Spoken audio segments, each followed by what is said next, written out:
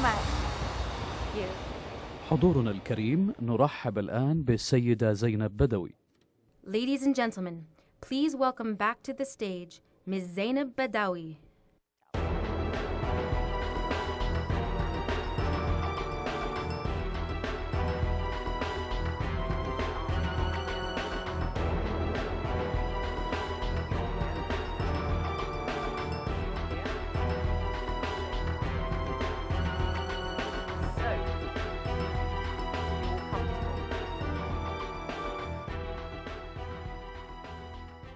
So everybody, we meet again. Assalamu alaikum one more time. It's my pleasure to be with you this afternoon. Excellencies, ladies and gentlemen, of course, Your Royal Highness. So in this session, we're going to try and square the circle. We're going to talk about business doing good. Can business, the exact title is Doing Good by Doing Business. And some people will say that is a contradiction in terms. We're going to prove you wrong, because these people here are going to explain to you why they think that you can do good by doing business and not just think about the bottom line, but the double line, the triple line, whatever Next you want to to him call is it. Ashraf Naguib, or as we say in standard Arabic, Ashraf Naguib.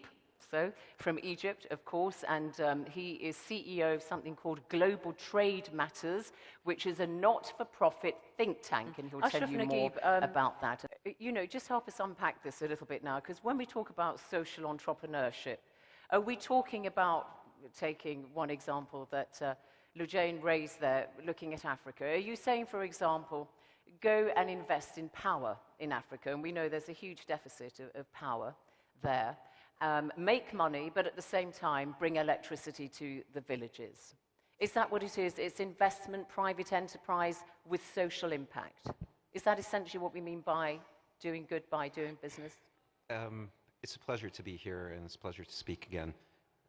I think I'm the only representative of the private sector on this panel, and let me share with you my story and the story of Global Trade Matters, and maybe we can take from that a bit of inspiration of what the youth can do to make things easier. Absolutely, it is a very quick story. Well, basically, the concept of wanting to do good, but at the same time needing the flexibility within a framework such as Egypt to be able to do this good without being hindered through the bureaucratic process that we have so entrenched in our society, in Egypt specifically. So let me give you a very small example. When we started Global Trade Matters in 2001, our main purpose was to really help taxi drivers, which are a main fabric of the Egyptian society. If any of the Saudis here or anybody has visited Egypt, taxis are very important.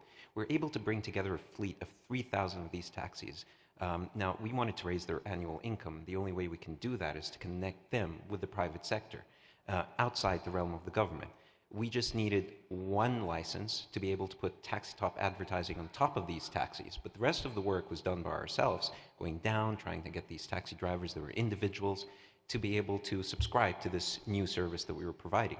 We opened up 8 service stations for them across different governments in Egypt, and we were able to get them on board. Now, what we've done was really increase their annual income by at least £1,200 a year. What we were getting out of this as Global Trade Matters is obviously a certain bit of profitability, but our main strategy inside Global Trade Matters is to reinvest all our profit for as long as this company exists. Now, what makes it so much easier? All we needed to do is go open up a limited liabilities company, come up with this idea, and then go implement it on the basis of profit and loss. And our belief is even governments, more efficient governments are ones that are able to manage their budgets and for them to be able to build their processes on the principles of profit and loss. And that's exactly what Global Trade Matters does. We don't invest in energy, for example. Our investments are very limited, maybe schools for special needs, still private sector based. But at the end of the day, our main objective was to get special needs children to be able to go throughout the whole process of primary, secondary, high school, and then get into universities, because that's one of the major problems that they have, and then deal with all the issues that come with it. Now, within Egypt, there are already policies and frameworks that we can work with without having to advocate change or new policies. For example, our private sector law stipulates that companies that with over 50 employees have to have 3% with people with special needs. And again, that's where we started to make the connection between education, private sector for special needs, and be able to get them the jobs. Now, we don't just leave them once they get the job. We follow up and see how they're doing. Again, all that I'm saying is a for-profit-based principle. We build a for-profit principle to help children with special needs. Microfinance. Is that the example you're giving? Yes. Okay.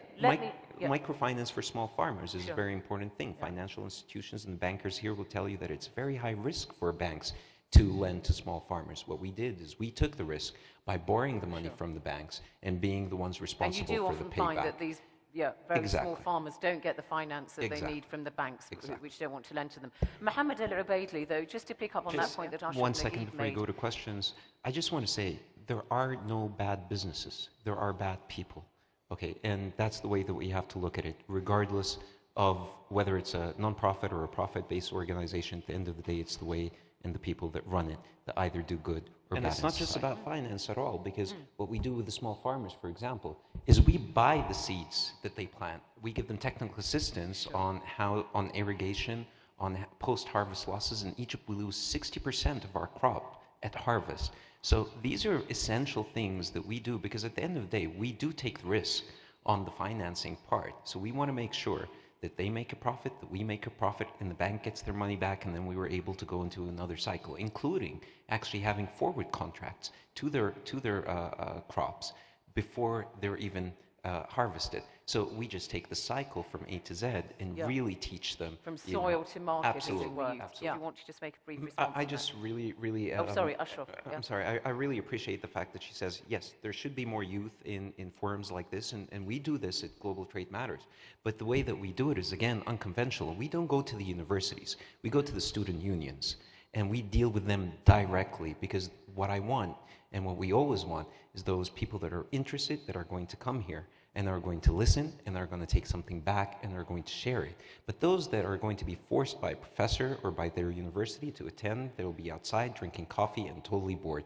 So again, it's not to go through the university, but to go through the student union, and for us to be able to get that seriousness from the youth. But youth are extremely important, and they should be with us in conferences like this. Thank you. Ashraf? Just to answer your question, a very quick demonstration is we're the ones that need to force change on policy environment that we have, whether in Egypt or Denmark and any other place in the world. So what we did was we took action. We've been operating for the past probably 14 years, and now the government starts realizing what we're doing, and other people are starting to emulate this model that we have. So as a matter of fact, we're the ones that are setting the environment for social entrepreneurship in Egypt at this point. And it doesn't matter. It could be private sector, it could be non-profit, it could be for-profit, it could be an NGO. At the end of the day, if you are running it with the principles of helping your society and the future of your country, then it will work. So don't be confined by any legal network, any legal policy or framework. Do what needs to be done the way that you can. Thank you. Thank you. Thank you very much. Thank you. Thank you. Thank you. Thank you. If you go down this way. Oh, that way. Fine. Yeah, they did.